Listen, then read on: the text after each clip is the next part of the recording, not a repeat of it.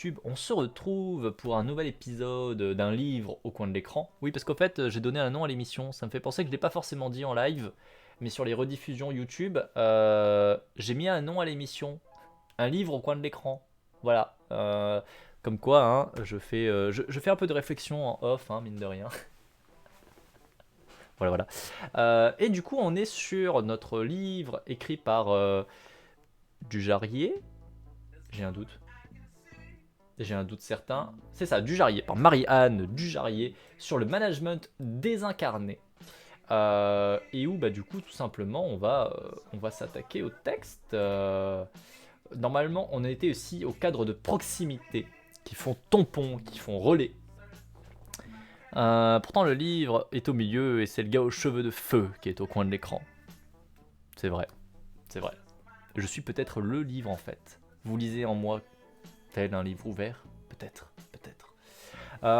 En tout cas, c'est parti pour reprendre un peu la lecture.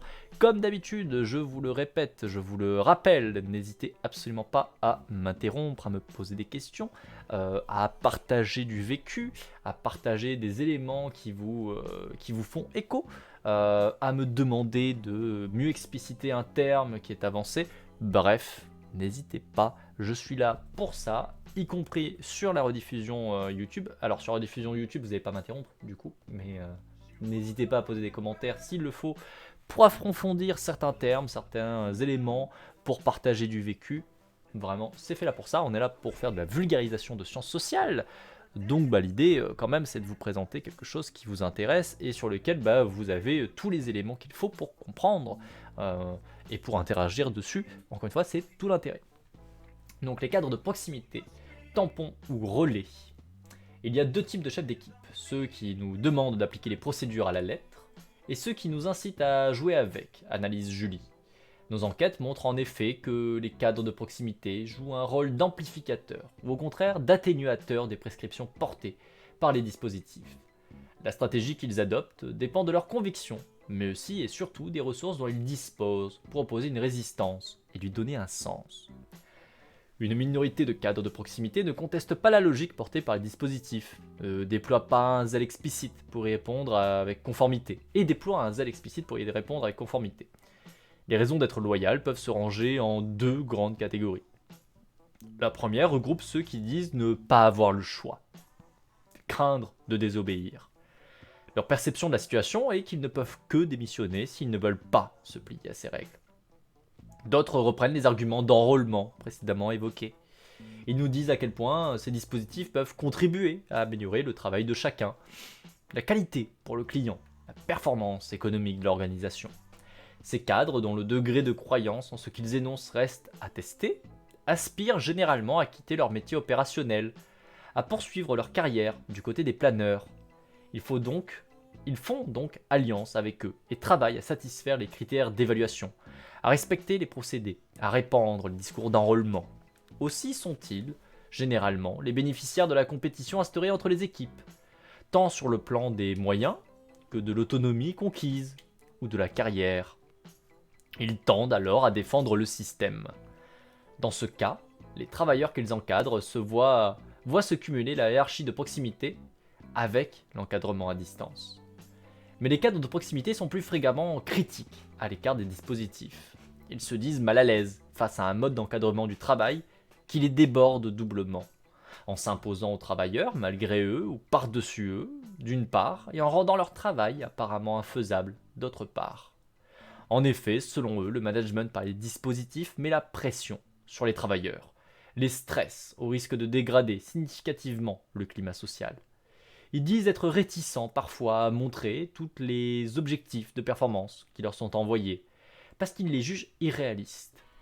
Qu'ils soient dans un service public ou dans une grande entreprise privée, ils jugent avec constance que ces objectifs sont trop fréquemment stupides, contre-productifs, ésotériques, totalement irréalistes. En outre, ils considèrent qu'ils sont régulièrement contradictoires avec eux, avec les procédés qu'on leur demande de mettre en place. Ils pointent alors des effets pervers de ce type d'encadrement en termes d'efficacité, de qualité du travail et craignent décourager leurs équipes. Ces cadres de proximité décident alors généralement de traduire toutes les consignes et tous les objectifs abstraits dans la langue de leur activité, de faire bouclier, de faire tampon ou oreiller entre les prescriptions et le travail réel. Alors risque et péril, précise-t-il dans ce cas. Le risque est de perdre son poste, son emploi, ou encore d'être isolé, voire harcelé. Aussi ce risque est-il surtout pris par des cadres en fin de carrière, ou plutôt dans la fonction publique. Ceux-ci expliquent qu'ils ont tout à perdre à appliquer des dispositifs qu'ils viennent contredire, voire invalider, le sens qu'ils ont donné à leur travail depuis des décennies. Ainsi, les managers de proximité sont-ils plutôt critiques à l'égard du management par les dispositifs, et de ceux qui les promeuvent. Curieusement, ces derniers, que nous appelons les planeurs, le sont aussi. Donc ça c'est intéressant, parce que du coup ça met en avant que au final, les fameux managers de proximité, ceux qui justement sont des managers qui vont donc encadrer des équipes, mais qui sont en même temps opérationnels, qui sont sur le terrain avec les équipes qu'ils encadrent, et ben, au final, une bonne part va plutôt être critique, hein. C'est ce qu'on avait déjà dit, c'est ce qu'on avait déjà essayé de montrer un petit peu dans le reste du texte, et que je vous ai déjà montré dans plusieurs autres études que vous avez évoquées, notamment quand j'avais parlé de Yves Clos. Vous allez avoir effectivement un processus de résistance qui se met en place où on va essayer de retravailler ces objectifs, on va essayer de retravailler cette vision, cette manière justement de quantifier absolument tout, de quantifier et de noter absolument tout, pour que justement ça ait plus de sens par rapport au travail, par rapport aux équipes qui sont encadrées. Et il va y avoir vraiment ce travail de servir, comme ils disent, de bouclier de tampon, pour permettre un petit peu de permettre la continuité d'un travail qui a du sens, de permettre aux équipes de continuer à fonctionner de manière plus efficace que quand justement elle est totalement conditionnée par ces notations, par cette vision très quantitative, et où au final le travail, il a beau être quantifié, il a beau être noté, il est plus si efficace, il perd en efficacité, et il perd en intérêt, et il perd en sens. Donc c'est plutôt intéressant de voir ça, mais à contrario ils disent bien aussi que généralement ceux qui font justement bouclier, ceux qui vont justement avoir cette posture là parmi les managers de proximité, c'est beaucoup dans la fonction publique, parce que vous n'avez pas de licenciement aussi facilement que dans justement les emplois privés, ce qui est logique, hein. C'est le principe d'être notamment fonctionnaire, vous avez une sécurité de l'emploi qui est présente, qui est quand même bien présente et qui est plutôt pratique pour ça, là en l'occurrence ça, ou sinon les personnes qui sont en fin de carrière, parce que tout simplement ils ont tellement investi depuis des décennies sur leur manière de fonctionner, sur le sens qu'ils ont donné à leur travail, ou sur le fait que de toute manière ils vont pas forcément rester longtemps, que du coup résister pour eux ça leur semble assez cohérent, ça leur semble assez logique, et au contraire valider ou approuver ce genre de fonctionnement, ça remettra en question tout ce qu'ils ont fait depuis des années, et ça leur ferait faire des changements dans leur manière de fonctionner alors qu'ils sont à la fin de leur poste en fait au final. Et elle met également en avant le fait qu'il y a quand même des managers de proximité qui vont valider, qui vont approuver ces moyens-là, par deux grands mécanismes, soit dire on n'a pas le choix sinon on se fait foutre dehors, donc forcément on fait mais on n'approuve pas, ou à contrario on revient sur l'idée aussi du vendre les projets là, le travail qui a été fait de faire en sorte que les personnes acceptent, approuvent ces changements en disant si ça va être utile, ça va être bien, alors que c'est pas forcément vraiment le cas, mais que on va avoir ce discours de dire si pour telle raison c'est bien, c'est parmi mieux noté, patati patata, ça va vous apporter des avantages. Bref, tout un discours qui va viser à enrôler, à faire valider par les gens, par les managers comme par les travailleurs, ces changements. Et donc vous allez avoir en fait tout simplement ce processus d'enrôlement qui se met bien en place et qui fonctionne, et donc vous allez avoir des managers de proximité qui vont dire bah oui parce que vraiment ça permet de faire ça. Par contre ce qu'elle met en avant, et c'est assez cocasse, c'est que les managers qui ont ce discours là, de justement valider ces mécanismes, de valider ce quantitatif, de valider cette notation, vont la voir quand principalement ils veulent justement aller sur des postes plutôt de planeurs, de personnes qui vont organiser, qui vont mettre en place ces processus, et donc du coup qui veulent justement se détacher de cette proximité, de ce poste de manager de proximité. Donc c'est assez comique, c'est quand même assez comique. Les planeurs qui ne sont pas dupes. La situation devient plus complexe quand on sait que les planeurs sont eux-mêmes utilisateurs des dispositifs mis en place par d'autres planeurs. Par exemple, une direction informatique doit rendre des comptes au contrôle de gestion, appliquer des démarches qualité, des procédures RH, au même titre que la DRH doit utiliser les systèmes d'information concoctés par la direction des systèmes d'information, la DSI, de suivre la démarche de pilotage par les objectifs animés par le contrôle de gestion. Les planeurs jugent d'abord les dispositifs au prisme de cette expérience. Leur point de vue est alors presque systématiquement critique, et semblable à celui des opérationnels dont nous avons rendu compte. Leur critique porte principalement sur le décalage entre les promesses de performance et celles qu'ils constatent au quotidien. Étonnamment, les planeurs expriment aussi avec constance une revendication de lucidité à l'égard des effets inattendus, et parfois contre-productifs, des dispositifs que eux-mêmes mettent en place. Ils disent avec conviction ne pas être dupes, qu'il s'agisse de dispositifs de finalité, de procédés ou d'enrôlement. Les planeurs, en charge de la mise en place des dispositifs de finalité, qui indiquent ce qu'il faut faire et le quantifient, s'accordent pour en relever la faible performance, le caractère bureaucratique. L'un d'eux analyse ainsi à haute voix le procédé qui l'anime. En fait, pour optimiser la productivité dans les différents sites, on a besoin de savoir ce qui se passe. Alors on commence par demander aux opérationnels de remplir des tas de tableaux, au lieu de les laisser travailler à améliorer la performance. Pour améliorer la performance, donc, il faut commencer par la dégrader. Et ils disent savoir que les chiffres reflètent mal ce qui se passe sur le terrain. Je vais boire, merci. Ils insistent avec une régularité notoire pour dire qu'ils savent également que les chiffres qui remontent sont arrangés, sont peu fiables. Ils repèrent que les indicateurs orientent l'attention sur des chiffres, souvent aux dépens de la qualité effective. Les résultats financiers sont, d'après eux, gonflés, bidonnés, fabriqués. Cette critique des dispositifs de finalité par ceux-là même qui en font la promotion n'est pas nouvelle. David Osborne et Ted Gebler, en 1992, qui ont préconisé et formalisé le nouveau management public, le NMP, reconnaissent eux-mêmes qu'il est très difficile de définir des indicateurs pertinents. Ils en connaissent les effets pervers, rappellent Isabelle Bruno et Emmanuel Didier en 2013, à la page 51. Les planeurs observent aussi l'inévitable tendance inflationniste des indicateurs, des procédures, des réunions, parfois jusqu'à la confusion. Une spécialiste de la mise en place du management par les objectifs confirme: on met en place des indicateurs dans les entreprises pour leur pilotage. Ça donne des jalons, mais très vite, il y a trop d'informations. C'est trop détaillé. Ça part dans tous les sens. Ça fait un paquet de nouilles. Personne ne sait comment ça marche. Ça ne veut rien dire. Et puis, il faut recruter une armée de gens pour les faire marcher. On regarde plus les indicateurs. Et à la fin, on ne regarde plus la route. Qui porte ce nom. De quoi? Attendez, pourquoi il y a qui porte ce nom? J'ai l'impression qu'il manque un morceau de texte. Pop. C'est moi ou c'est bizarre comme phrase? La phrase commence par une spécialiste de la mise en place du management par les objectifs confirme, blablabla, qui porte ce nom. J'ai vraiment l'impression qu'il manque un morceau de texte. What the fuck? Il manque un truc, hein. Il manque un truc. C'est pas normal. Ça me perturbe. Bon, c'est pas grave. Il constate que les objectifs et les moyens sont imposés hiérarchiquement. Enfin, comme les autres planeurs qui ont peu d'expérience, ils observent que le reporting ne sert pas à faire remonter les informations utiles aux décisions stratégiques, mais plutôt à les légitimer. Oui, sinon il y aurait une majuscule. Ouais, non, je comprends pas. Il y a un problème de texte. Je sais pas. Probablement une erreur. Et bonjour Silmaril, j'espère que ça va bien. Alors, on m'a demandé de boire, donc je bois. Merci Balkeo.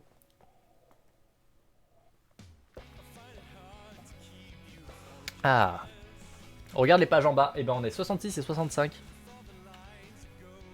Donc normalement il manque rien. Oui, ça se suit. Non, mais je pense qu'il manque quelques mots, il manque quelque chose. Ou alors j'ai mal compris le texte, mais ça me semble bizarre. Je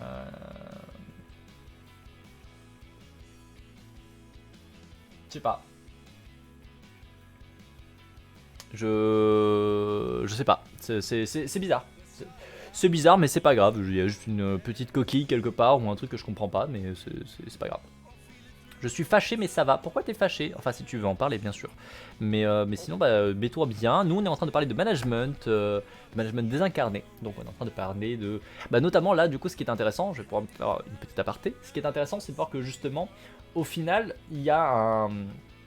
Alors, il y a deux éléments qui sont intéressants. Le premier, c'est que même les gens qui vont organiser, qui vont planifier, qui vont quantifier ce que font donc les opérationnels, finalement, eux-mêmes sont encadrés par des processus de quantification, de justement remplir des tableaux et compagnie. Donc même eux sont soumis au même processus que eux vont ensuite appliquer à d'autres gens. Donc les planeurs ont finalement leur propre planeur, ce qui est intéressant, c'est déjà assez comique. Je trouve ça, voilà, c'est rigolo. Au-delà de ça, par contre, ce qui est intéressant aussi, c'est de voir qu'il y a une espèce de contradiction dans le sens où, de leur propre aveu, les planeurs vont dire eh ben en fait, ce qu'on met en place, ça marche pas bien. Alors, le premier effet, c'est qu'on perd en performance, alors qu'on veut justement voir comment fonctionne la performance et l'améliorer. Donc, bah voilà. Alors, après, il y a aussi ce discours de dire non, mais c'est pour l'améliorer après. À voir si vraiment concrètement c'est là ou pas. Je vous avoue que généralement ça reste discutable, ça dépend de comment c'est fait en fait, hein, tout simplement. Et au-delà de ça, il y a un autre truc qui est rigolo, c'est de voir que vous allez avoir ce retour aussi qui est quand même très franc de la part des planeurs qui disent d'eux-mêmes, bah en fait à force de mettre plein de trucs, bah on en rajoute d'autres, et du coup on en rajoute d'autres, et on en rajoute tellement que en fait au final il y a trop d'informations, c'est pas performant, on est obligé d'engager plein de gens pour s'occuper de traiter ces informations qui ne sont pas fiables, parce que du coup les gens trichent, les gens, puisqu'ils sont contrôlés par le quantitatif, par ce système de notation, vont tricher parce qu'ils sont mis en compétition les uns avec les autres, enfin bref, que sinon ils se retrouvent en danger, donc forcément ils trichent pour essayer de se protéger, ce qui est logique, hein. Donc en fait on a des outils qui sont, trop lourds, pas pratiques, qui font perdre la performance, qui en plus ne ramènent pas la bonne information, et du coup à la fin, on a tellement d'informations, tellement de trucs dans tous les sens, que en fait c'est pas utile, dans tous les cas. Ah, c'est quand même rigolo. Et ce qui est rigolo, du coup, c'est que ça vient des planeurs eux-mêmes, donc des gens qui mettent en place ces mécanismes-là, ce type de management-là, c'est quand même d'autant plus drôle. C'est quand même d'autant plus drôle. En ce qui concerne les dispositifs de procédés, qui imposent les manières de faire, des normes et des chemins obligatoires, les planeurs revendiquent également une certaine lucidité sur leurs effets. Ainsi, les responsables de la mise en place de systèmes d'information analysent à voix haute l'écart entre les promesses portées par les outils qu'ils mettent en place et les faits. Un ERP oblige les gens à penser d'une certaine manière. On fige les manières de travailler, ça n'aide pas les gens. Les contrôleurs de gestion, eux, ne sont pas libérés de la production de chiffres, contrairement à ce qu'on leur promet. Ils restent collés le nez dessus. L'outil standardise la manière d'analyser les choses. Ça ne marche pas vraiment, mais on le garde quand même, commente cette consultante en ERP. Loin d'alléger le travail, d'améliorer la qualité de vie et le service, de réduire les coûts, ils observent que les progiciels sont coûteux à installer et régulièrement décevants. Outre le déferlement onéreux de consultants, ils obligent à des manipulations supplémentaires au-delà des phases de test et de démarrage. Ils constatent que l'innovation rapide dans ce domaine induit un changement permanent sans fin des systèmes. On n'a pas le temps d'implanter un progiciel, qu'il faut déjà envisager son remplacement par une autre version, explique un DSI, alors que les utilisateurs ne sont même pas encore formés au premier. Des gens en roleplay qui me disent que non, ça roleplay pas. 5 minutes après, je les retrouve tous à roleplay. Et c'est pas la première fois, à croire que je dérange.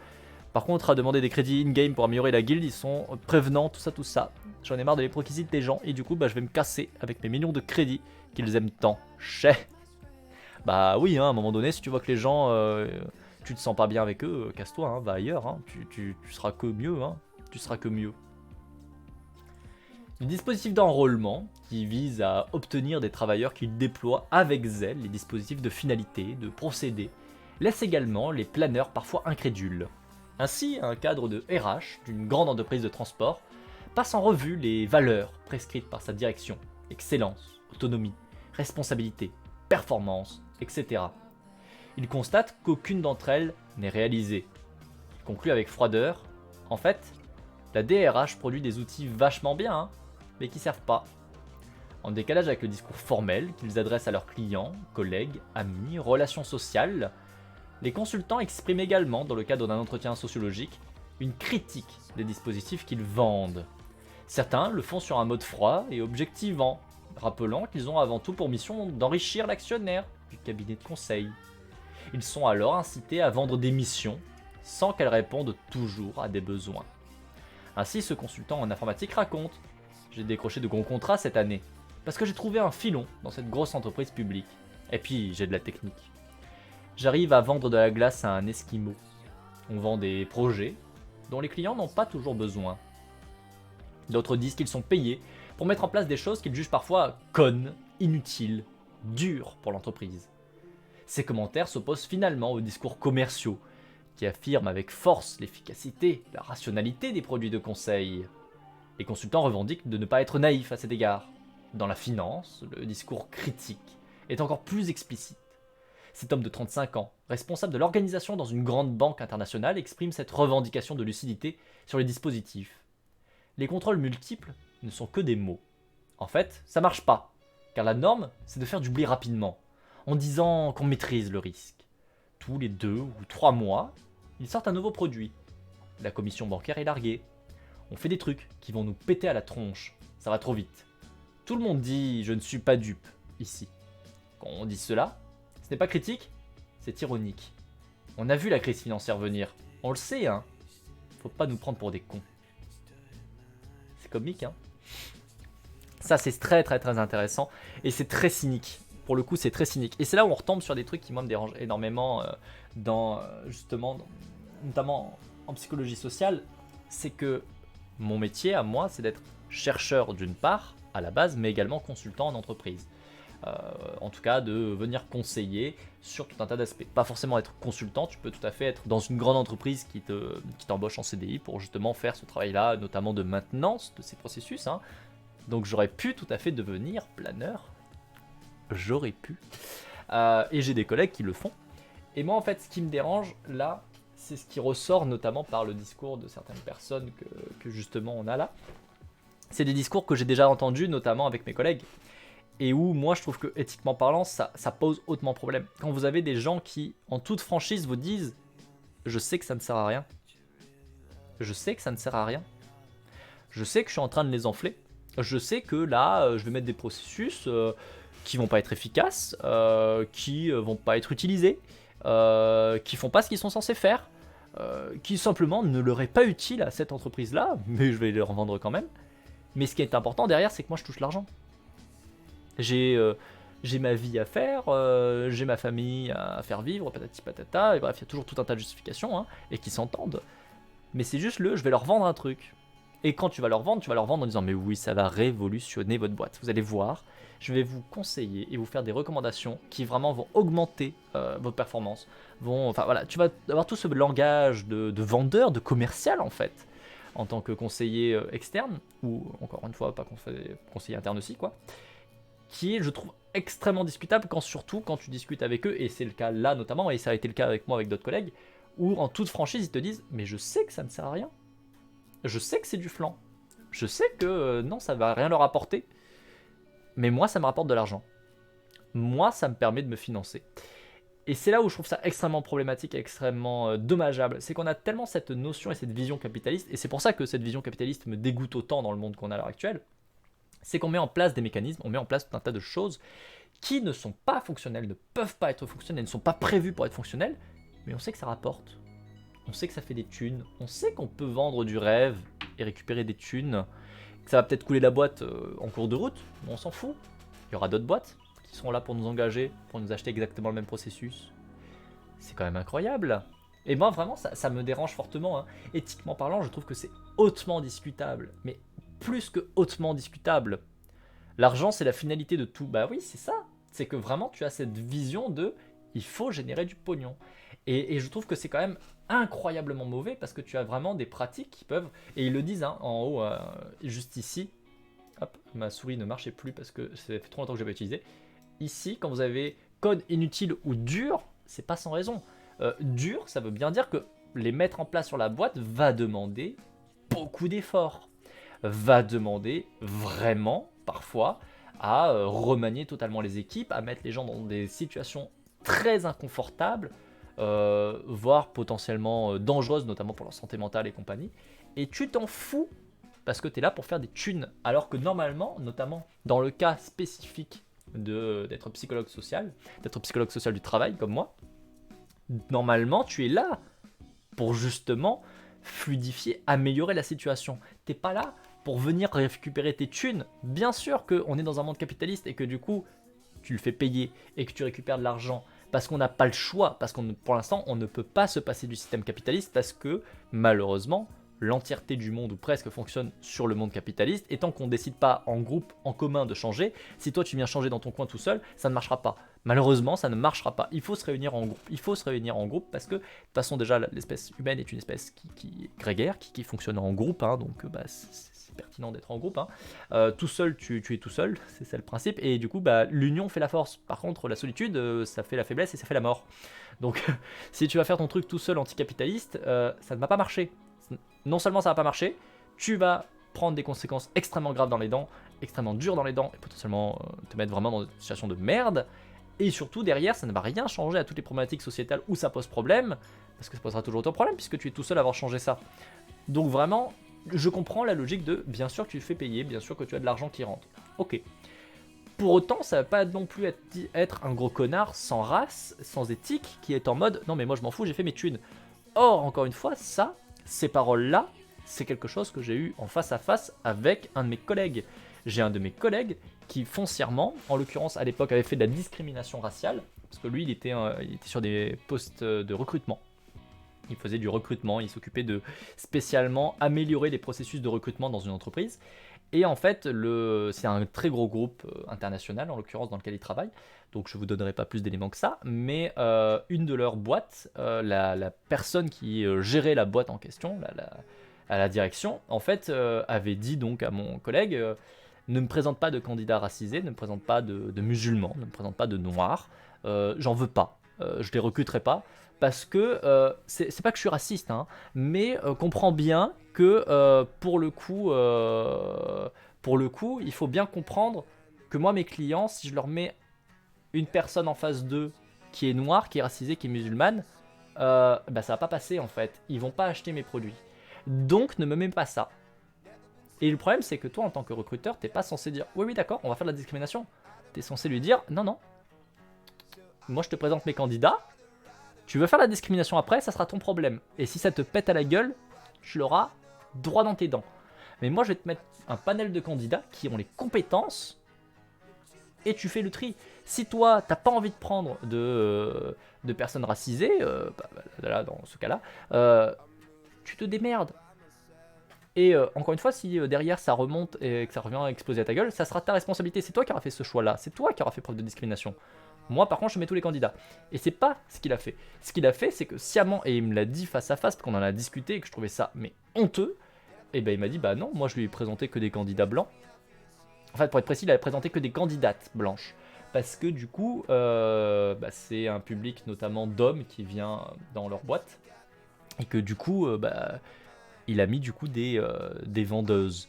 Parce que c'est plus vendeur, machin truc, mon cul, comme d'habitude. Hein, donc on rajoute une petite dose de discrimination sexiste, hein, mais bon, bref. Parce que de toute façon, il m'a dit, dans tous les cas, même si je lui présente des candidats qui sont racisés, il les aurait pas pris.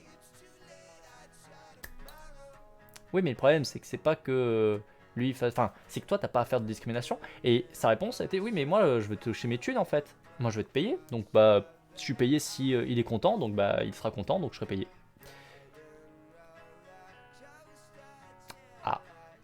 C'est une belle amélioration, hein.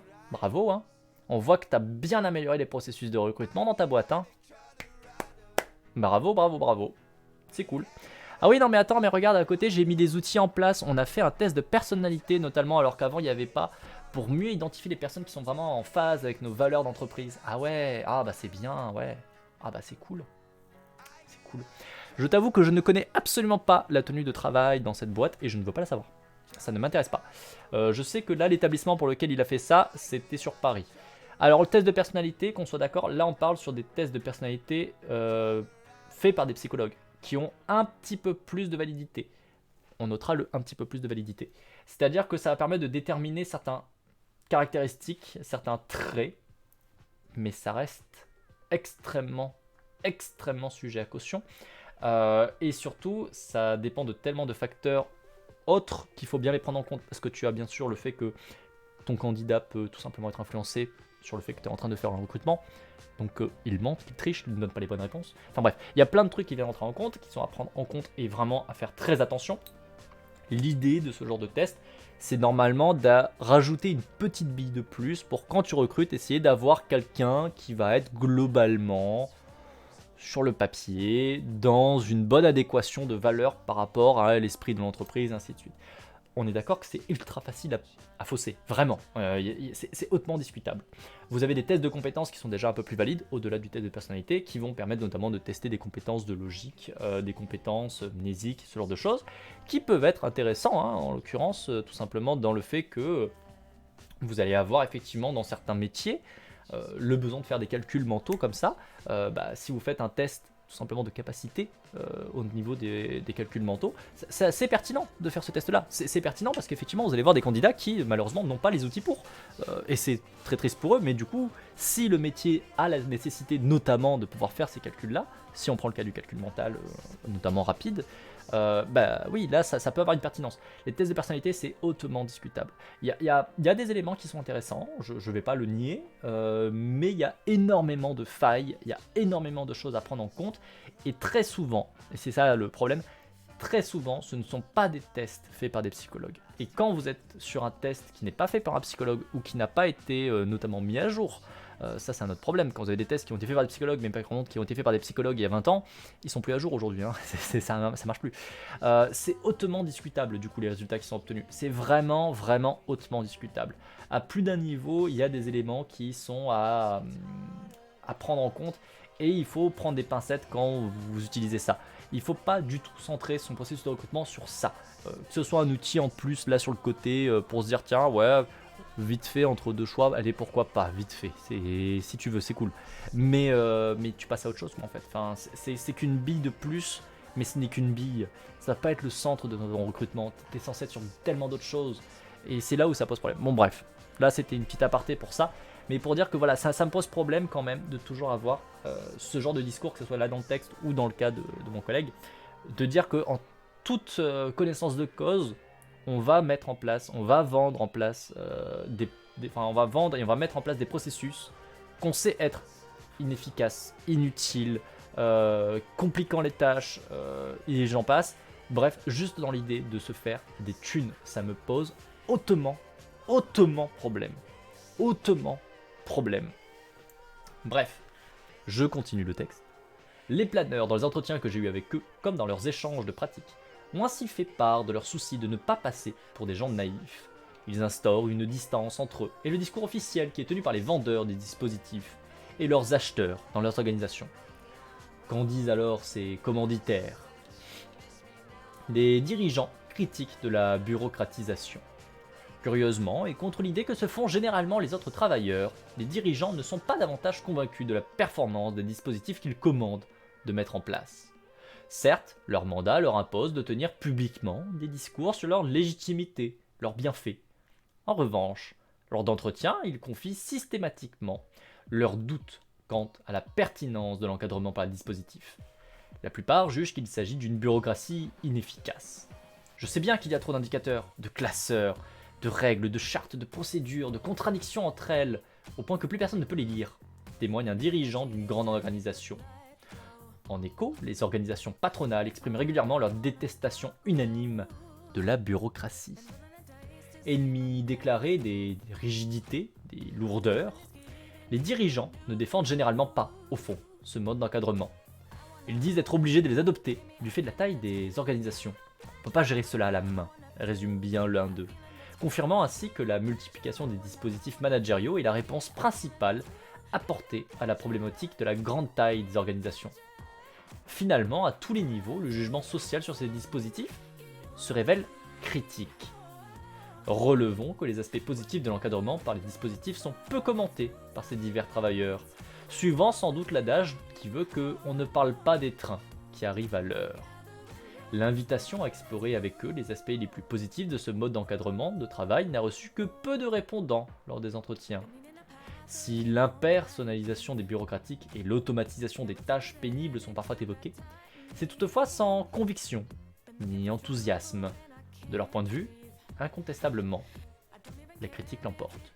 Ça c'est intéressant de voir que même les dirigeants, ceux qui sont tout en haut, critiquent énormément tous ces dispositifs, la lourdeur que ça met en place, le fait que ça n'apporte pas l'intérêt que c'est censé faire, mais que par contre, ils ont vraiment ce dispositif de justification qui se met en place. C'est encore une fois une question de dissonance cognitive, hein. Tu fais un acte, tu fais mettre en place ces trucs, mais cognitivement, tu es en train de penser l'inverse. Cognitivement, tu es en train de dire non, non, c'est de la merde, ça marche pas.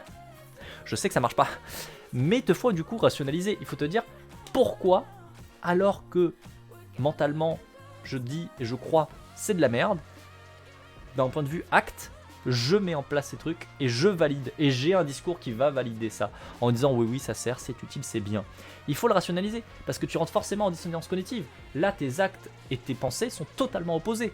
Donc, il faut pouvoir justifier. Et la justification qui a été apportée, c'est rigolo, c'est de dire c'est parce que c'est la taille des entreprises. L'entreprise est trop grande. L'entreprise est trop grande, donc je ne peux pas la gérer tout seul. Donc, puisque je ne peux pas la gérer tout seul, comme ça, il me faut ces outils qui me permettent d'avoir une vision à différents niveaux pour pouvoir diriger, même si c'est lent, même si c'est critiquable, même si c'est pas efficace. Au moins, ça me donne des outils, non seulement pour diriger, mais des outils pour voir un petit peu ce qui se passe à différents échelons. Et ça, c'est quand même marrant parce qu'il y a vraiment une incohérence en fait. Et c'est ça qui est ouf entre le fait qu'on leur dit, et ils le disent eux-mêmes, ça ne donne pas un bon visuel parce que les résultats sont bidonnés, parce que les résultats qui remontent sont retravaillés. Ça donne pas un bon visuel parce que les outils, même si tout se passait bien, n'étudient pas le bon truc, ne permettent pas de donner un vrai regard sur la qualité de base, en fait, sans même rajouter le fait qu'ils sont bidonnés du coup les résultats, mais ça ne donne pas une bonne visibilité de base, et au plus de ça, ça rajoute de la lourdeur, ça rajoute des complications, ça fait perdre le sens du travail, ça démotive, bref, ça a vraiment tout un tas d'aspects qui te laisseraient penser qu'à une seule conclusion logique, et qui est d'ailleurs une conclusion qu'ils partagent, puisqu'encore une fois, c'est ce qu'ils disent eux-mêmes, c'est pas fonctionnel, c'est pas efficace, c'est pas bon, c'est lourd, ça rapporte même pas de bons résultats, et pourtant, en même temps, ils rationalisent ça en te disant bah ça me permet d'avoir un visuel sur l'entreprise, ça me permet de pouvoir diriger l'entreprise dans un sens ou dans l'autre. Et c'est ça qui est oufissime en fait, c'est qu'à la fois ils le justifient, mais en même temps, ils disent d'eux-mêmes que la manière dont ils le justifient en fait est pas valide. C'est rigolo, il y a vraiment un paradoxe qui est assez rigolo. Par contre, un truc où j'aimerais revenir, qui est un peu en dehors du texte, là, on va s'éloigner un petit peu, c'est cette vision toujours de l'entreprise comme avec une tête, ou très peu de tête en tout cas en haut. Il y a toujours cette idée de la direction qui va diriger tous les échelons. Et que justement, ça fait partie de la justification, c'est de dire, bah attendez, mais c'est trop gros, l'entreprise commence à être trop gros, la structure commence à être trop gros, donc la direction ne peut pas tout gérer d'un coup comme ça, donc il nous faut ces outils, patati patata. Or, on voit que notamment dans le cas de structures où la mise en chantier de la direction A ou la direction B ou ainsi de suite, bref, la gestion et l'organisation du travail, on va dire de manière plus horizontale, et pas verticale du coup, mais vraiment horizontale, ça marche mieux parce que justement vous avez moins besoin de voir tous les échelons et d'avoir quelqu'un tout en haut qui va tout diriger. En fait, en ayant des groupes de travaux qui vont chacun s'occuper de leur périmètre et pouvoir gérer leur périmètre, c'est beaucoup plus fonctionnel en fait. Avoir justement ces différents aspects permet de ne pas avoir une énorme structure qui va être gérée par une tête pensante, quand bien même cette tête pensante peut être peut-être un conseil de plusieurs personnes en soi, hein. Mais là n'est pas la question, c'est vraiment d'avoir cette idée pyramidale en fait du travail, elle est toujours présente dans les structures de travail, alors que c'est pas forcément pertinent, loin de là, très loin de là. Mais c'est notamment cette manière de pouvoir et de penser pyramidale qui va induire et qui va pousser ces directions à vouloir mettre en place ce genre de processus que eux-mêmes, encore une fois, qualifient de non pertinent, de non efficace, de lourd et ainsi de suite, pour justement pouvoir gérer cette formation pyramidale. C'est quand même assez comique, c'est quand même assez intéressant d'avoir cette espèce de paradoxe en plein milieu. C'est quand même très très rigolo. Je continue le texte. Le travail, porteur de grandes promesses. Toute critique renvoie à une norme, un étalon, un monde normal ou souhaitable. Boltanski en 2009. En creux, elle révèle une normalité sociale. La critique, dont nous avons rendu compte, dessine le contour des normes sociales dominantes sur ce que devrait être l'activité humaine au travail, au-delà de la rémunération qu'elle procure. Il apparaît alors que pour les travailleurs interrogés, l'activité devrait offrir des occasions de déployer une activité sociale plaisante, utile, performante. Ce serait cela, la normalité. C'est bien cette conception du travail, chargée d'attentes importantes, qui domine aujourd'hui, MEDA en 2013. Or, les dispositifs d'enrôlement portent très précisément sur ces trois valeurs. Ils promettent aux salariés du développement personnel, aux clients de la satisfaction, aux propriétaires des organisations de la performance. Il véhicule donc la même norme que celle qui est défendue par les travailleurs. Ces derniers disent espérer pouvoir faire un travail intéressant et formateur, qui arrive à satisfaire les consommateurs de manière efficace. Ils n'expriment pas d'opposition à ce que, dans les grandes organisations, il y ait de la gestion, c'est-à-dire des objectifs, des outils de travail rationnels. La nécessité de rendre compte est également jugée normale pour la plupart des travailleurs que nous avons rencontrés. Ils ne contestent généralement pas le capitalisme, le salariat ou même la hiérarchie. Dans les discours, il existerait donc une forme d'accord social de principe entre employeurs et employés sur ce que devrait être l'activité. Un bienfait pour le travailleur qui produit des biens et des services utiles à la société de manière performante. Aussi, la critique sociale ne porte-t-elle pas sur la conception normative du travail, mais sur l'échec de son accomplissement à hauteur d'activité. Ça me fait penser à un truc. J'ai notamment travaillé à une époque au laboratoire de psychologie sociale sur les concepts de nexus. Les nexus, je vous en ai déjà parlé 2-3 fois sur la chaîne, les nexus de pensée.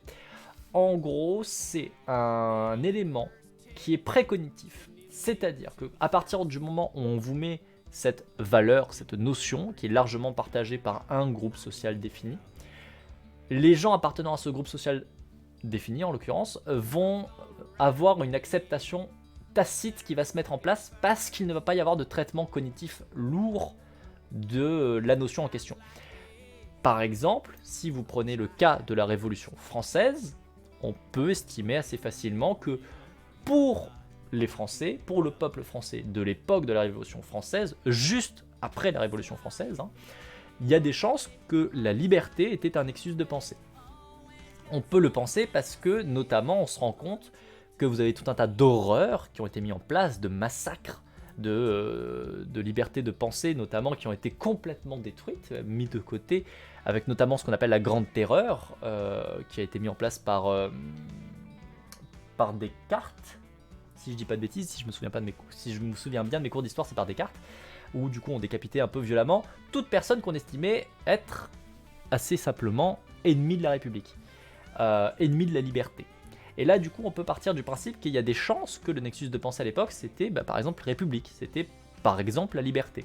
Et à partir du moment où vous mettiez ça du coup dans votre argumentaire, tout passait tout seul, parce qu'en fait il n'y a pas de processus cognitif profond qui se mette en place, parce que le nexus de pensée ne va pas passer par le processus cognitif profond. Il ne va pas prendre le temps de la cognition, il est précognitif. Donc dès le moment où vous avez dans une phrase « on va faire ça pour la liberté », il y avait de grandes chances à l'époque que dans une grande majorité des cas, c'était accepté de base.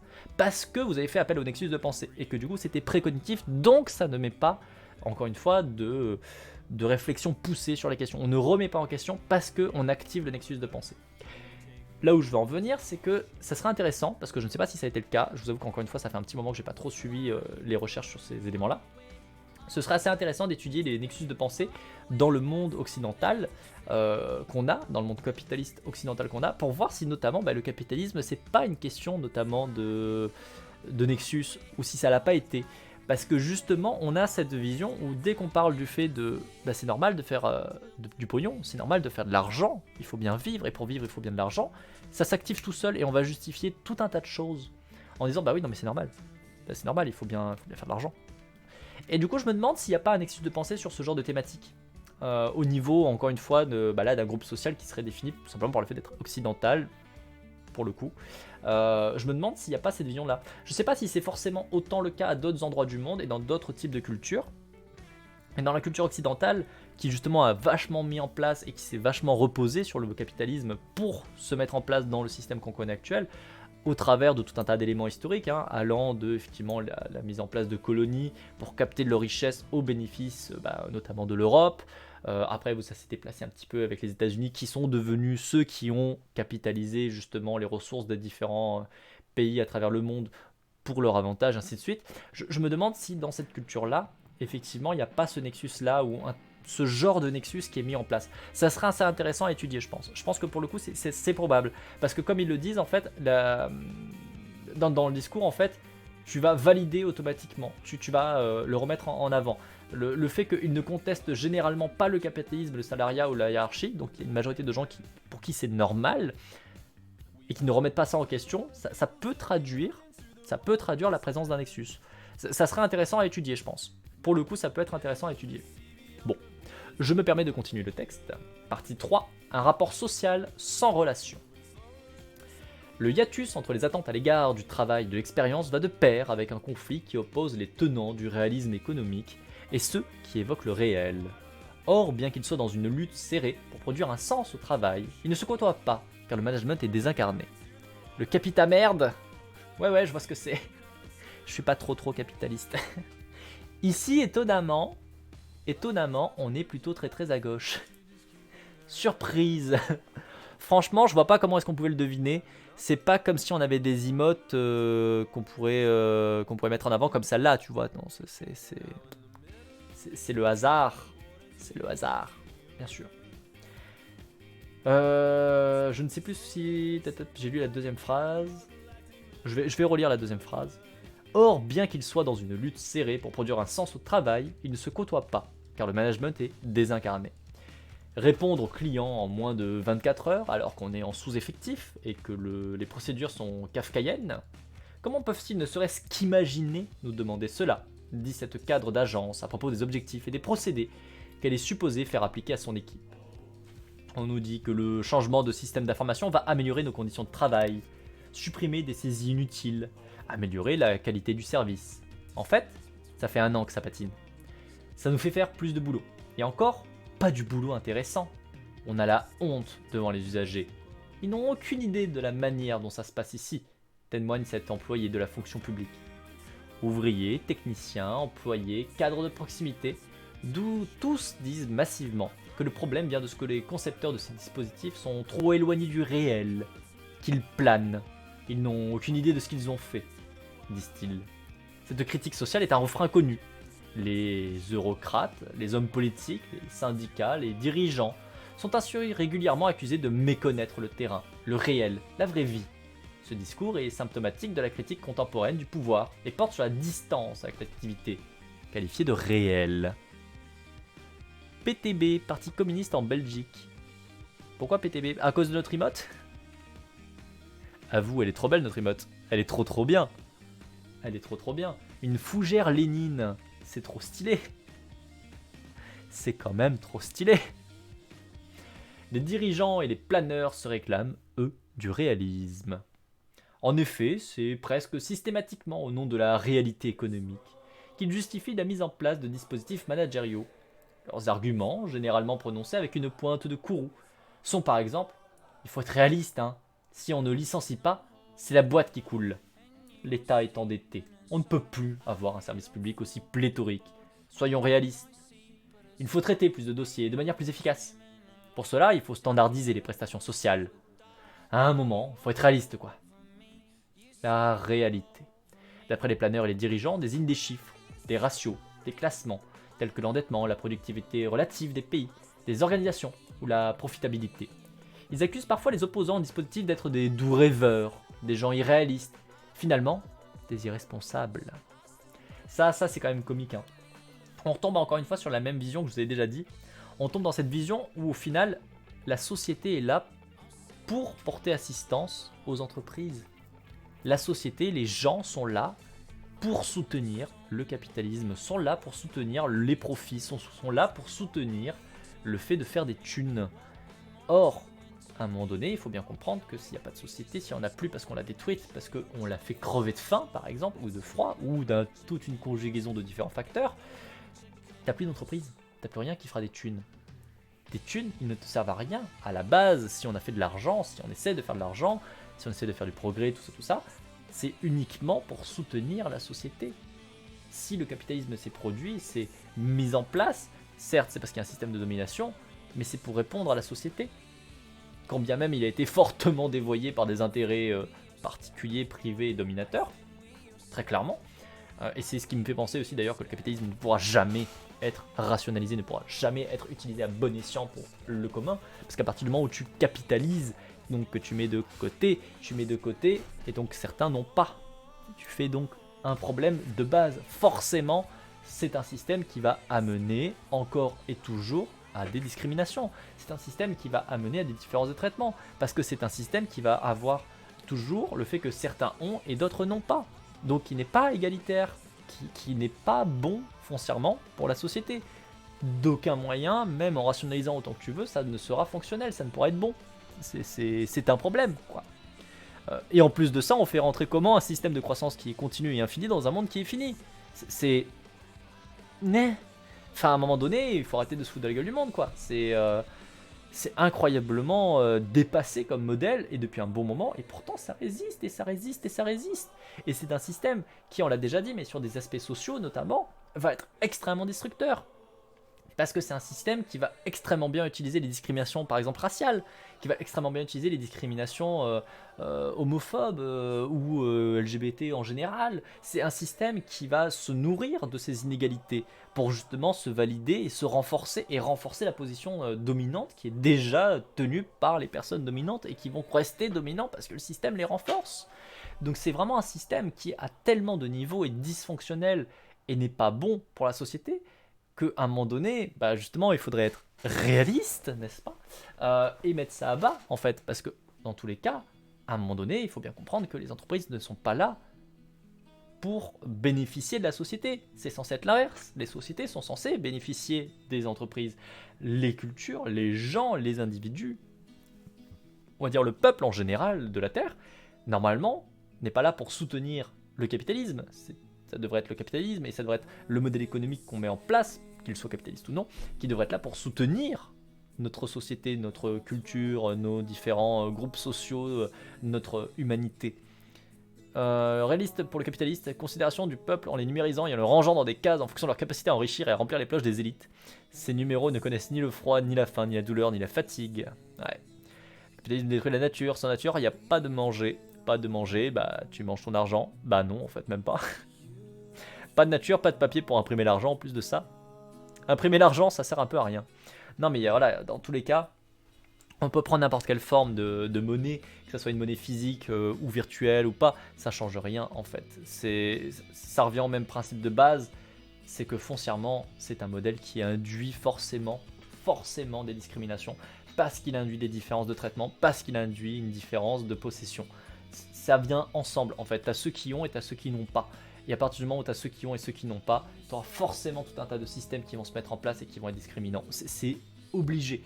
Encore une fois, on a quand même des études qui sont développées depuis des bonnes décennies sur ces questions-là. Et bonnes décennies, il y en a quand même un bon nombre, hein, peut-être en siècle déjà quand même que ça commence à se poser la question et que c'est travaillé. Et scientifiquement parlant, on s'entend, on voit que c'est comme ça que ça fonctionne. Donc à un moment donné, il faut arrêter quoi, faut vraiment arrêter.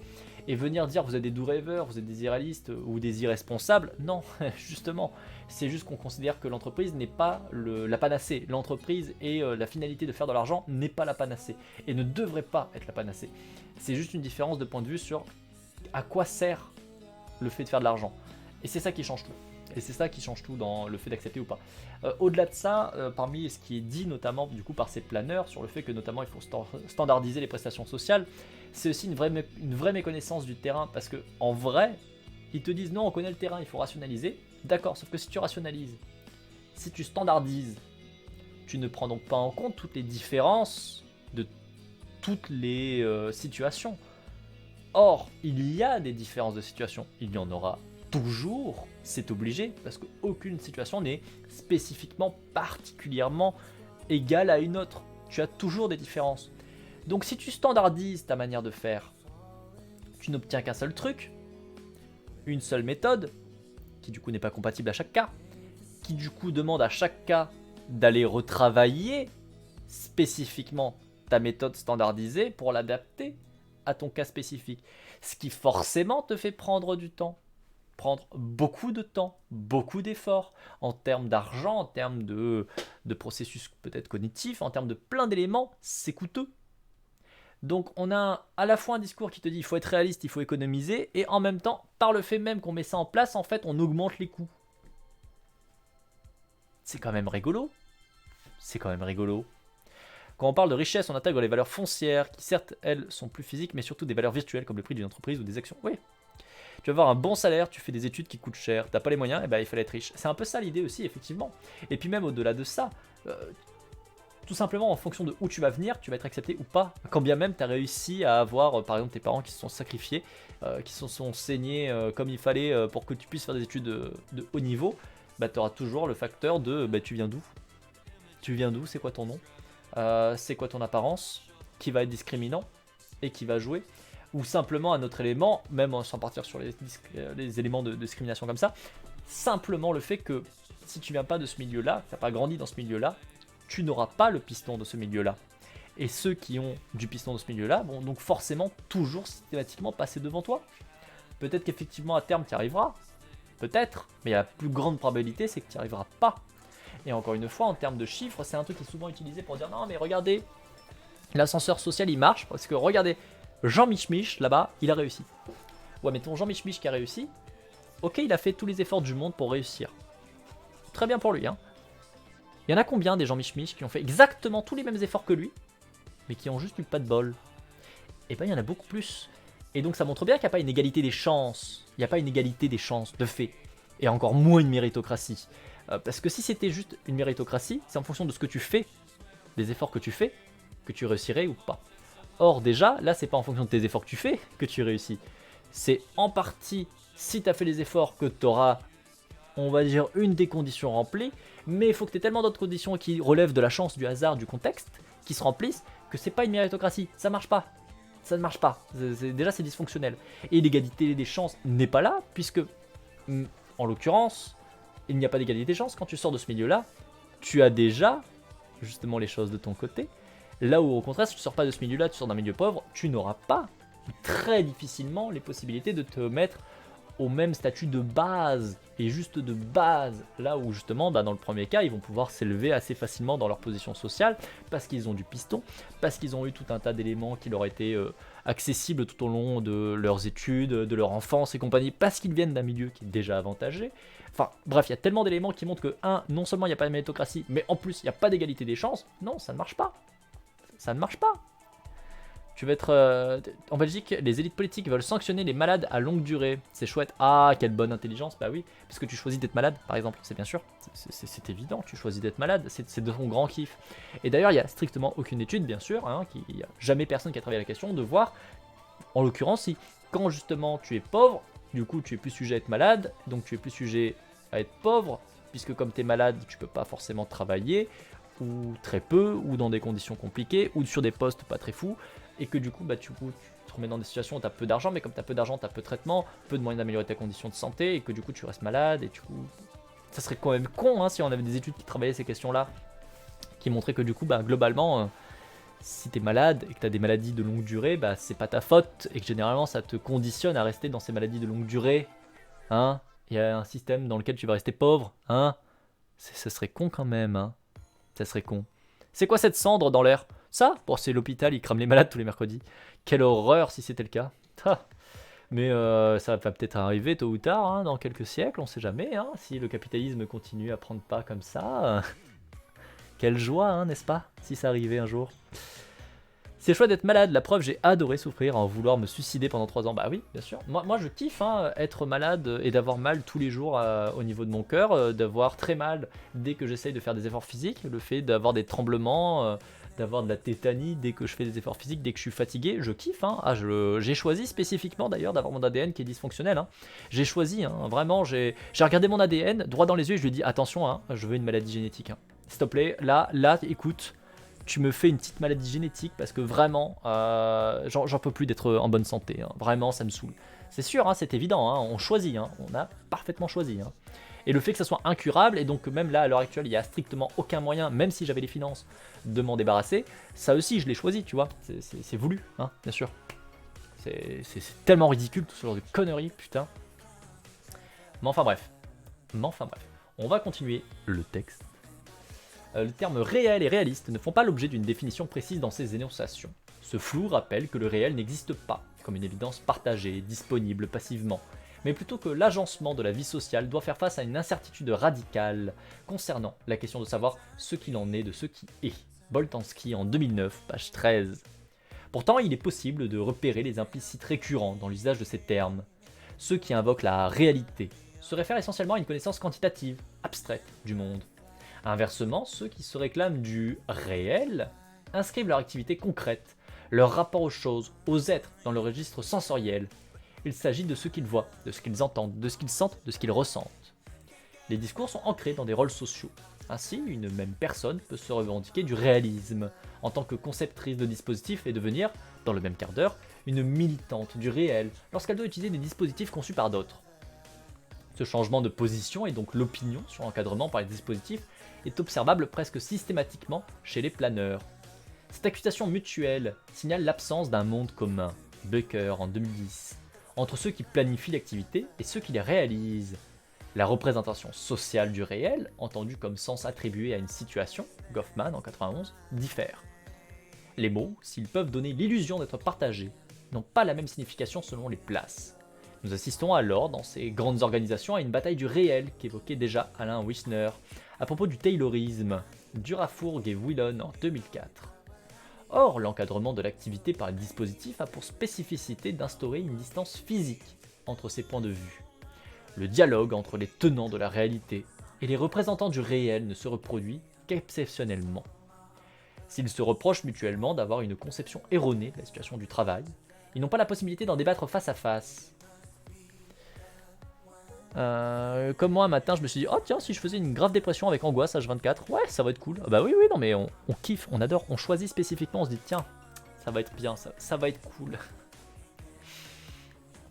Attention, un terme qui va vous rappeler peut-être des angoisses économiques. La main invisible des planeurs. Le management désincarné. Promis, ce n'est pas du Adam Smith. Rassurez-vous, ça va aller. Tout va bien. Julie se décide à rentrer les chiffres dans le logiciel. Elle s'installe devant le dispositif informatique et commence. À un moment donné, elle ne comprend pas une instruction qui l'empêche d'avancer. Elle ne trouve pas la manière de contourner le blocage du système. Pourtant, elle a déjà passé 2 heures à saisir des données. Elle craint que tout ne soit à refaire. En colère, elle donne une petite claque à l'écran de son ordinateur en marmottant son mécontentement. Cette scénette, très banale, rappelle que les dispositifs ne mettent pas en relation les hommes entre eux. Les rapports sociaux sont médiés par des choses, des dispositifs, qui s'interposent entre les prescripteurs et les travailleurs. Le dialogue entre eux ne peut avoir lieu, bien qu'il soit dans une situation d'étroite interdépendance. Le rapport social est alors abstrait. De Gaulle et Jacques, 2001, est désincarné. Dans l'encadrement de l'activité par les dispositifs, nous avons affaire à des rapports sociaux sans relation. C'est ce qui rend la claque que je lui donne sur l'écran à la fois si compréhensible, si dérisoire. Lorsque les dispositifs sont jugés peu pratiques, il n'est pas possible de trouver un interlocuteur avec qui discuter pour arranger les choses. Au mieux, les utilisateurs peuvent utiliser un autre dispositif, lui-même impersonnel, celui qui centralise les bugs, les réclamations, qui fournit des aides automatisées, téléphoniques, électroniques. Inversement, ceux qui font les dispositifs et les diffusent ne voient que rarement les utilisateurs et leur activité, qu'ils encadrent pourtant. Plus l'organisation est grande et moins les concepteurs et les utilisateurs ont la possibilité d'échanger en face à face à propos de ce qui les relie, pourtant si intensément. Ils ne travaillent pas au même endroit et ne partagent pas de tâches communes qui les amènent à se rencontrer. La main invisible des managers, Chandler en 88, devient alors la main invisible des planeurs. Il encadre l'activité des autres sans pouvoir entrer en interaction avec eux. Il s'agit en apparence d'un management sans manager, Berger et Chassard en 2013. Il date de quand il doit dater de 5-6 ans. Le management désincarné.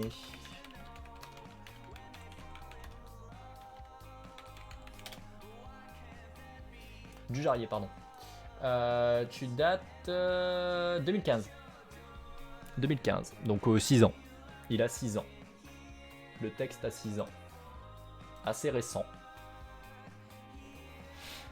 Le décalage entre rapport social et relations sociales est fréquent. Les travailleurs sont généralement en relation avec des gens qui n'ont pas la main sur la prescription, les outils et les contrôles qui encadrent leur travail. Leur cadre de proximité, les collègues, les participants à un groupe projet ou des consommateurs. Leurs relations avec eux sont en revanche encadrées, parfois même déterminées par des dispositifs. Des conflits peuvent surgir entre eux, plus qu'avec les concepteurs de ces prescriptions. Des entretiens annuels, dits d'évaluation, sont mis en place pour, dit-on, permettre le dialogue. Mais l'interlocuteur est alors hiérarchique. Ce ne sont pas les planeurs qui échangent avec les opérationnels. Le chef de proximité, au courant des dysfonctionnements, ne fait généralement que confirmer les récriminations de ses subordonnés à l'encontre des dispositifs. Et il se dit impuissant à agir sur eux. Ici, les critiques ne trouvent pas le bon interlocuteur. Tu dis récent, je dis vieux. Je dis tu ne connais pas la science sociale. En sciences sociales, 6 ans, c'est très récent. Hein. C'est très récent. Bien sûr que ça bouge très vite. Ça bouge très vite, c'est un fait. Mais pour le coup, tu n'as pas la possibilité en recherche de faire des travaux qui sont au jour le jour. Loin de là. En fait, le truc, c'est que tu vas te retrouver dans des situations où pour pouvoir faire une étude et la publier, par exemple, comme là, tu as besoin d'avoir déjà généralement 1, 2, 3, 4 ans, en fait, qui vont être dédiés au fait de faire la recherche, de faire passer, construire tes outils, recueillir les données et ainsi de suite. Ensuite, tu peux compter encore 1 an pour publier tout simplement ton travail. Et ça prend du temps. Ça prend du temps. Donc là, actuellement, ce qui est en train d'être étudié depuis 2015 va être publié là cette année. Là, ce qu'elle a publié là en 2015, il y a des chances que ça se rapporte plutôt à ce qui était en 2010 à 2013. Donc c'est très particulier. Après, tu dis c'est très lié à l'informatique qui, elle, va très vite. Les outils ne sont pas la même chose que les comportements sociaux. Là, on étudie les comportements sociaux. On étudie la manière dont la hiérarchie se met en place. Et elle le dit d'ailleurs elle-même tout à l'heure, les outils évoluent à une très grande vitesse, à une énorme vitesse, ce qui fait que même d'ailleurs en entreprise, on passe notre temps à changer d'outils ou à mettre à jour nos outils, ce qui fait que les gens ne sont jamais formés aux outils et qu'on a déjà un nouvel outil auquel il faut être formé, et ainsi de suite. Ce qui est extrêmement présent. Au-delà de ça, ce qui se passe aussi dans ton entreprise n'est pas forcément quelque chose qui va se refléter dans d'autres entreprises. Au-delà du fait que, bien sûr, comme tu l'as dit, d'un domaine à l'autre, ça va être pas du tout la même chose. Le domaine, par exemple, de la vente de grande distribution ne va pas du tout évoluer à la même manière, ne va pas du tout avoir exactement les mêmes relations que, effectivement, peut-être le milieu de l'informatique, où vous n'avez pas du tout le même type de hiérarchie qui peut se mettre en place. Mais encore une fois, ça va dépendre notamment de la taille de la structure, ça va dépendre de la taille de l'entreprise, du nombre d'employés que vous avez dedans. Ça va prendre en compte énormément d'éléments qui sont dedans, en fait. Mais bien sûr, sauf que par rapport à 2015, aujourd'hui, on a des UX designers qui ont une formation proche de la psycho pour la résolution de problèmes. Alors plus que de la psycho, je dirais plutôt de l'ergonomie. C'est plutôt sur l'ergonomie que vous êtes, de ce que j'ai vu dans les dernières intitulés, dans les derniers trucs de cours en fait.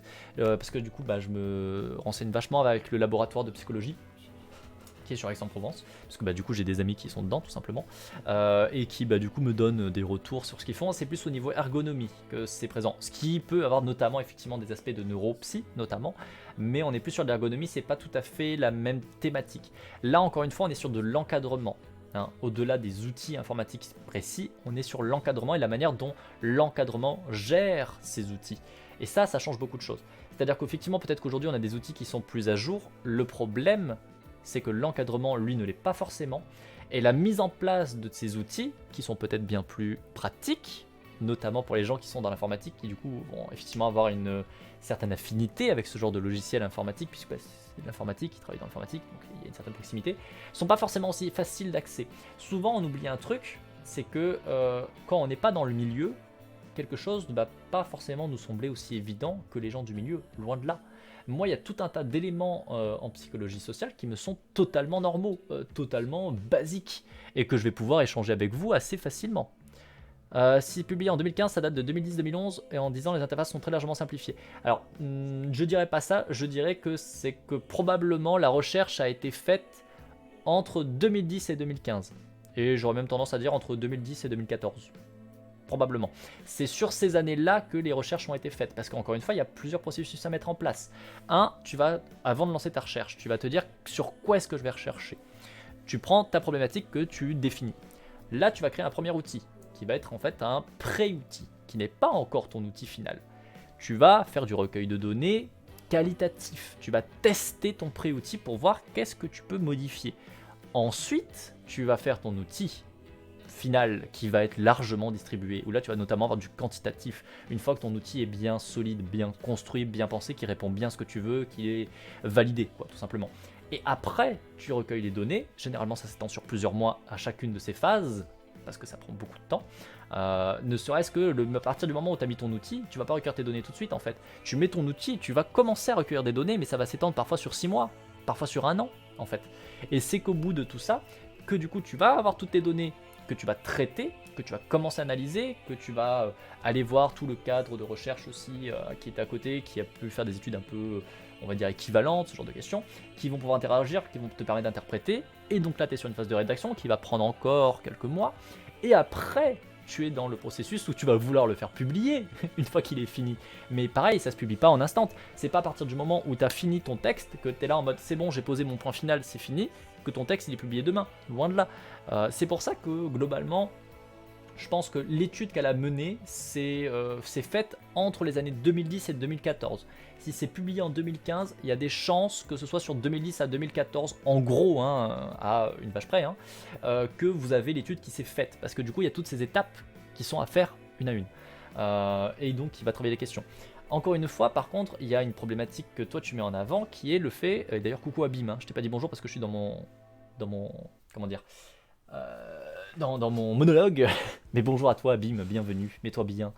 Ce que tu mets en avant, toi, c'est l'outil en lui-même. Toi, tu parles de l'outil en lui-même, tu parles de l'interface en lui-même. Ce n'est pas ce dont on parle. On en parle un peu, mais ce n'est pas ce dont on parle. Ce dont on parle, c'est du management, de la manière dont on va notamment faire les formations autour de tes outils et compagnie. Et quand bien même tu mets en avant le fait que les interfaces ont été très largement simplifiées en 10 ans, ce dont je ne doute absolument pas, ça reste très facilement accessible pour des gens qui travaillent dans l'informatique, qui ont facilement accès à l'informatique. Cela ne l'est pas du tout forcément pour tout un tas d'autres problématiques. Et au-delà de la forme du logiciel en lui-même, ce qui est mis en avant, c'est le fait qu'on perd du sens dans le sens du travail, parce que là où avant tu avais un métier de conseil, d'apporter ton conseil à des gens, dans le cas par exemple de la demande à l'emploi, de retour à l'emploi, parce que c'est notamment des gens qui travaillent sur le retour à l'emploi qu'on a interrogé là, et qui sont mis en avant, leurs témoignages, tu as surtout le fait que ces tâches-là sont mis en arrière pour justement le fait de remplir les outils informatiques, qui ont peut-être une interface qui est très pratique, qui est peut-être très jolie, ton interface, il n'y a pas de souci, hein, je ne te remets pas ça en question, mais c'est que tu n'es plus sur la même tâche. Le management fait qu'on n'est plus sur la même tâche, parce que justement on est sur un quantitatif, on est sur le fait de faire de la donnée, et d'évaluer la donnée, et non plus de faire de l'action. On n'est plus sur le fait de faire du conseil, on est sur le fait de quantifier le conseil. Et les personnes qui font justement le fait de quantifier ce qu'ils font comme conseil sont les mêmes personnes qui sont normalement censées faire le conseil et qui du coup ont moins de temps pour faire le conseil. C'est pour ça que ça change la chose. C'est pour ça qu'il y a un problème de décalage qui se met en place. C'est bien tout le problème. Sauf que l'interface, si elle crée le problème, ça se répercute sur le management. Et une interface sans friction qui simplifie réellement le taf génère moins de soucis. Oui mais non. Encore une fois, tu te bases sur le mauvais principe. J'entends parfaitement parce que notamment tu es dans l'informatique, que toi ce que tu mets en avant c'est l'informatique, c'est l'interface. Il n'y a pas de souci. Ce n'est pas le sujet de la recherche. Ce n'est pas le sujet de la recherche. C'est comme si tu me disais, non mais quand tu regardes un truc qui est avec un écran bleu, c'est vachement bien. Oui mais sinon on te parle d'une lentille rouge. On ne parle pas du bleu en fait. Ça n'a pas de sens. Tu vois, on ne parle pas exactement de la même chose. L'étude ne se centre pas sur l'interface. Bien sûr que si tu as une interface qui est bien faite, c'est mieux qu'une interface qui est mal faite. Oui, c'est une évidence.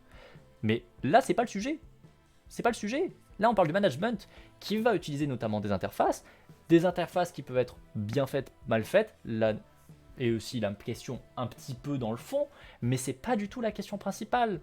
Même avec une interface qui est la mieux faite du monde, si tu viens changer les problématiques de comment on travaille, si tu viens changer la problématique de, à la base tu veux cette tâche-là, et maintenant tu vas remplir une interface qui est magnifiquement bien faite, qui est super bien pensée, tout ce que tu veux, il n'y a pas de souci, hein, mais qui du coup n'est plus la même activité, tu vas avoir un problème dans l'activité, tu vas avoir un problème dans le fait que tu ne fais plus le même travail, tu n'as plus du coup de sens au travail, en tout cas plus le même, et c'est ça qui pose problème.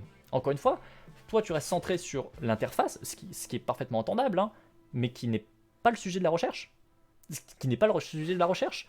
Et encore une fois, même si tu as une interface qui est bien faite, ça ne veut pas dire que notamment au niveau formation ou ainsi de suite, c'est bien fait. Si tu as une interface qui est très jolie et qui fonctionne relativement bien toute seule, mais que tu as la personne en face qui n'est absolument pas formée et qui en l'occurrence du coup n'est pas compétente et ne sait pas l'utiliser, elle peut être aussi bien pensée que tu veux, ça va poser problème. Parce que la personne ne saura pas l'utiliser. Quand bien même elle est plutôt ergonomique, quand bien même il y a tout un tas d'éléments qui vont se faire tout seuls, il y aura toujours des frictions sur certains trucs. Et là, on parle effectivement de l'interface, mais c'est pas le sujet de l'étude. Ce n'est pas du tout que le sujet de l'étude. En fait, l'étude va t'en parler un petit peu en fond, parce que ça fait partie des problématiques qui sont relevées, mais c'est absolument pas le centre de j'allais dire de l'interface du coup, mais c'est absolument pas le centre de l'étude. Ça fait partie des soucis, mais ce n'est pas le seul, loin de là. Parce qu'encore une fois, on va changer les problématiques de travail par les interfaces, mais je crois que j'arrive pas à faire passer mon idée. Bah, je pense que si, je comprends plutôt, parce que tu mets en avant le fait que les interfaces maintenant sont bien plus faciles à mettre en place, bien mieux pensées et compagnie, mais encore une fois, c'est pas le sujet. Et le management présuppose que les humains sont une ressource, pas forcément. Pas forcément du tout. Tu as un courant de pensée qui consiste à dire effectivement que puisque ce sont des ressources humaines, ce sont des ressources, en l'occurrence humaines, mais ce sont des ressources, mais c'est pas forcément du tout le principe du management. Par contre, là, on est dans le management désincarné, autrement dit le management à distance.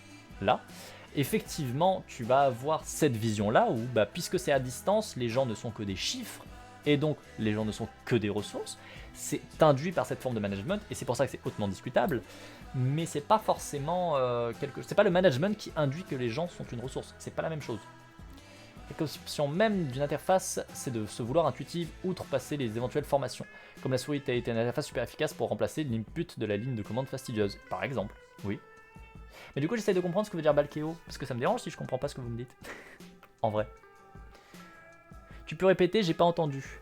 Le management en lui n'induit pas, ne force pas au fait que tu vas avoir les humains comme ressources.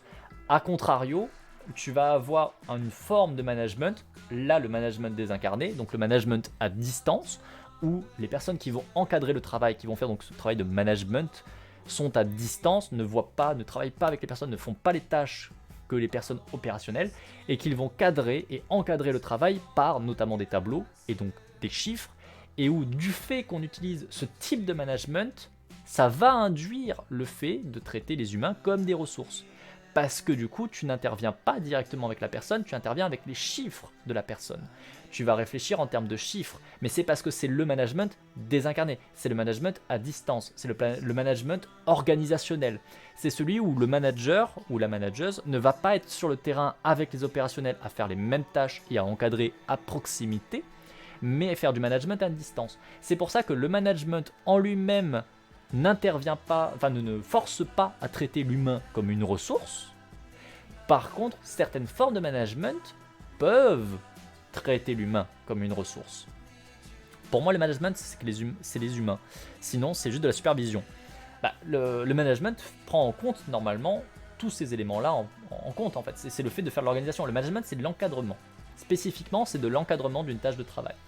Après, ça dépend comment tu travailles ton encadrement. Tu peux travailler ton encadrement en ayant tout simplement, à un moment donné, une équipe de travail opérationnelle qui travaille tous au même niveau, sauf que Jean-Michel, là, c'est celui qui va coordonner le travail de l'équipe. C'est du management. Et effectivement, son travail, c'est de coordonner le travail de l'équipe.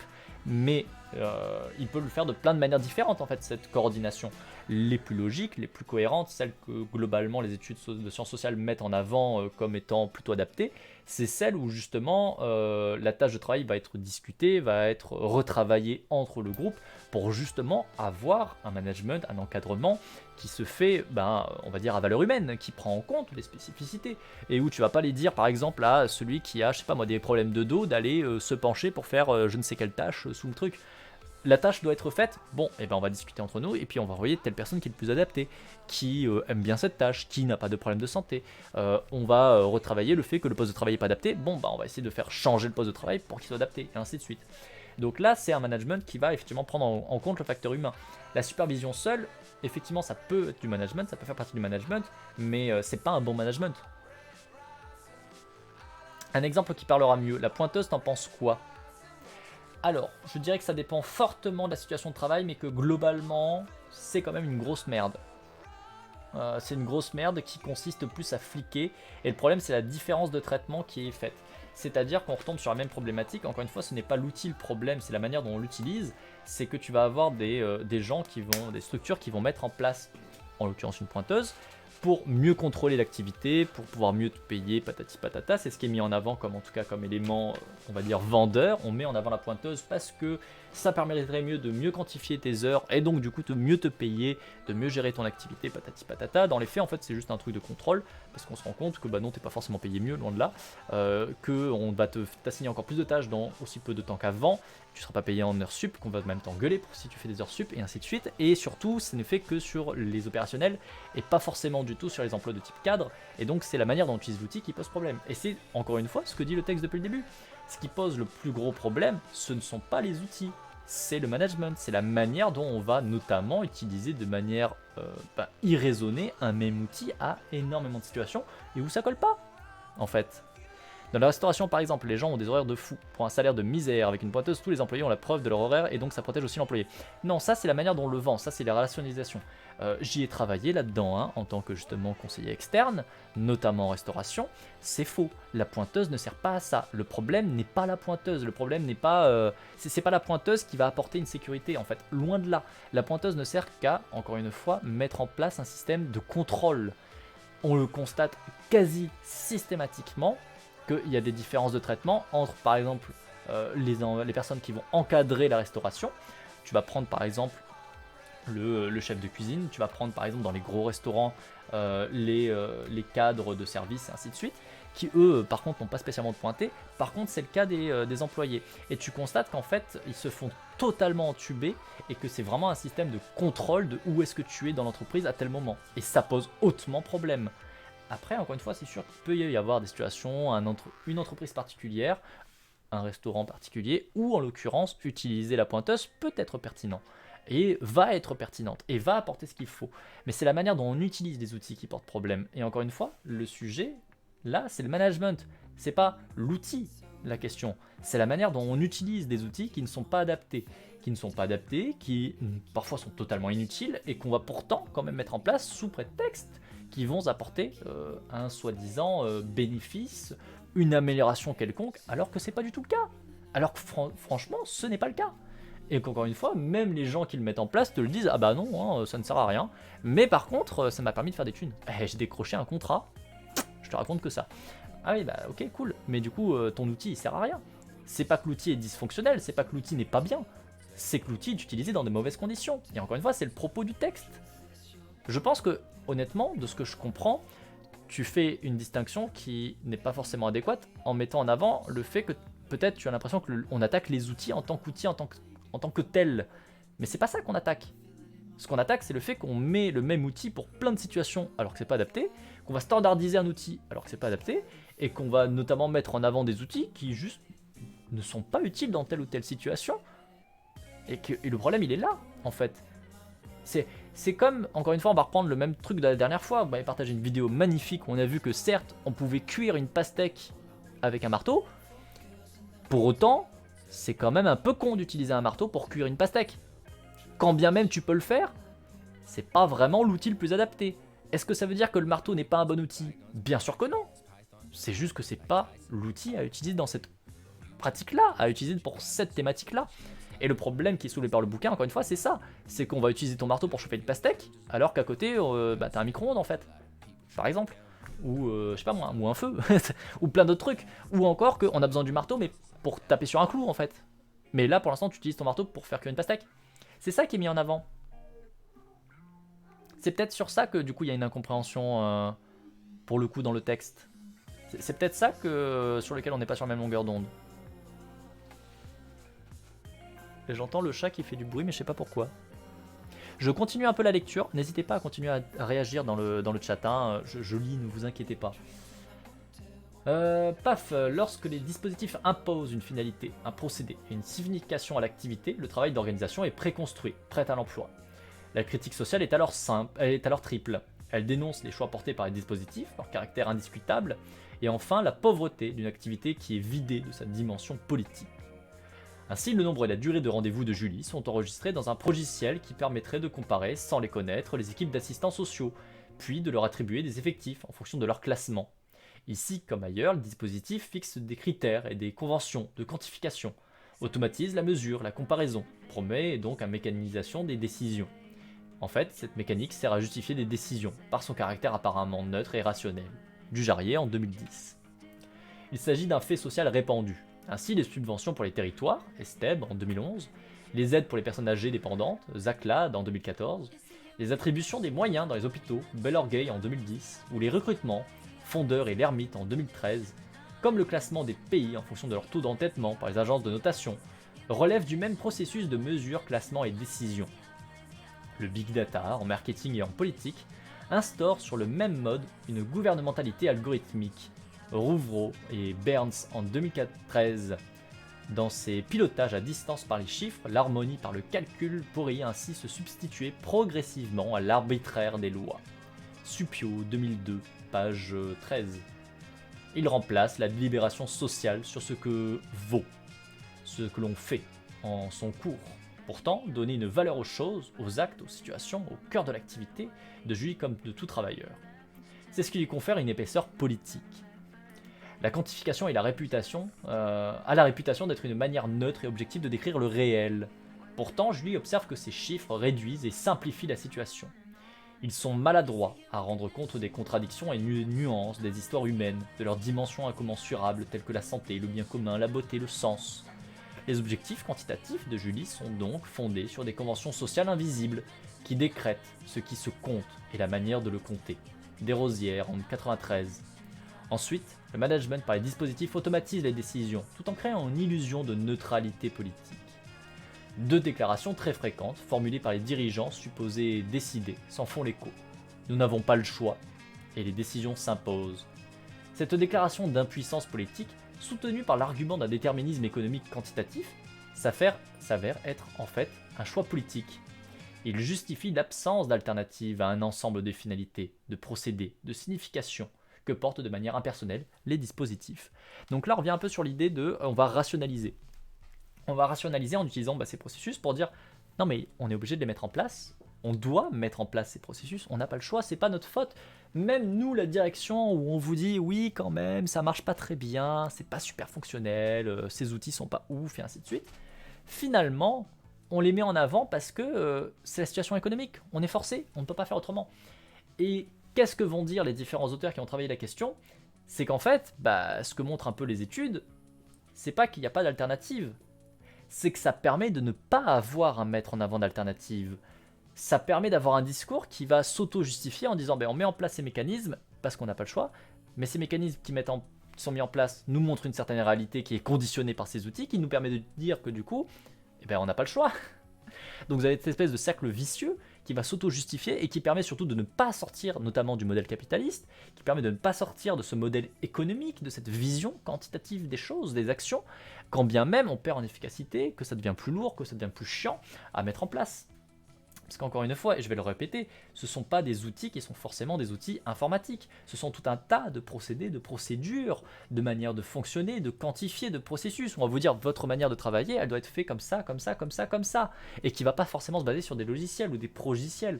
Vous avez tout un tas d'éléments, en fait, qui vont être mis en place, d'outils qui vont être mis en place à différents niveaux, de différents types, qui vont codifier, qui vont quantifier cette manière de travailler, et qui vont auto-justifier le fait de ne pas faire autrement que comme ça, et qui permet du coup à des discours en fait politiques d'avoir un faux aspect, on va dire, de justification réaliste. Ça permet de dire mais non, ce n'est pas un discours politique, ce n'est que s'adapter au réel, ce n'est que s'adapter aux conditions qui sont présentes.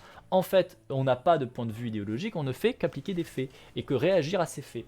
Alors même qu'en fait, ces faits et cette vision et ce type de présentation des faits sont conditionnés par ces mécaniques-là, qui auto-justifient le fait de continuer à mettre ces mécaniques-là, et qui donc forcément continuent à produire le même type de résultat, qui continuent du coup à justifier cette vision en fait politisée, mais qui cache le fait d'être politisée, de faire de cette manière-là, de cette manière économique, quantitative-là, la manière de travailler et d'étudier, de continuer à organiser le monde du travail. C'est donc assez intéressant de voir qu'au final, ces raisons, on va dire, soi-disant rationnelles, finalement sont purement idéologiques. Elles se basent sur du purement idéologique.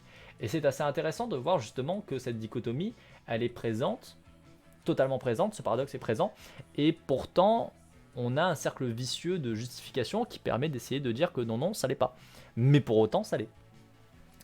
La VOD, ça fait déjà plus d'une heure. Il est déjà 13h, midi 39, pardon, pas 13h, il est midi 39. On va donc faire une pause. On va s'arrêter là pour la VOD. Donc, petite fougère de YouTube, on s'arrête là pour cette lecture-là. Tu pourras retrouver tout le reste de la lecture sur la chaîne YouTube qui continuera évidemment à sortir une VOD par-ci par-là. Alors tous les jours ne sont pas équivalents, hein, donc ça change d'un jour à l'autre. Parfois c'est du jeu vidéo, parfois c'est de la rediffusion de lecture. Toujours est-il que tu trouveras donc la suite. N'hésite pas à nous rejoindre en live sur Twitch, sur la chaîne MX Mortac. Tu y seras bienvenu. Et puis à très bientôt, petite fougère de YouTube.